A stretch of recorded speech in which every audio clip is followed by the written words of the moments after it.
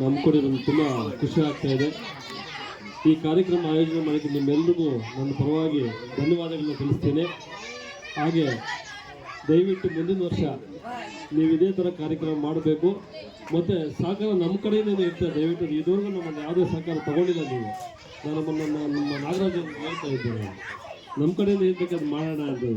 ಅವರು ರಾಜಕಾರಣಿಗಳು ತಗೊಳ್ಳೋದಿಲ್ಲ, ನಮ್ಮ ಹತ್ರ ತಗೊಳ್ಳೋದು ಇಲ್ಲ. ಅವರು ವೈಯಕ್ತಿಕವಾಗಿ ಈ ಕಾರ್ಯಕ್ರಮವನ್ನು ನಡೆಸ್ತಾ ಇದ್ದಾರೆ ಅಂತ.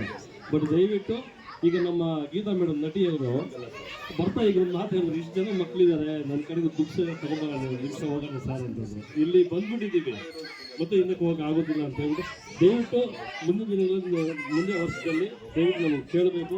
ರಾಜ್ ಮಾಡೋಣ, ನಮ್ಮ ಕಡೆಯಿಂದ ಮಾಡ್ತೀವಿ. ಮಕ್ಕಳಿಗೆ ಏನು ಬೇಕೋ ನಮಗೆ ದೊಡ್ಡದಾಗಿರೋದೇ ಹೇಳಿ ಅದು ನಮ್ಮ ಕಡೆಯಿಂದ ಮಾಡ್ತೀವಿ.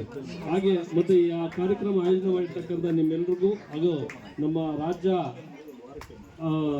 ಕಾರ್ಮಿಕರ ಘಟಕ ಅಧ್ಯಕ್ಷರಾದಂಥ ನಾಗರಾಜ್ ಅವರಿಗೆ ಧನ್ಯವಾದಗಳನ್ನು ಹೇಳ್ತಾ ನನ್ನ ಮಾತನ್ನು ಮುಗಿಸ್ತೇನೆ. ಜೈ ಹಿಂದ್, ಜೈ ಕರ್ನಾಟಕ.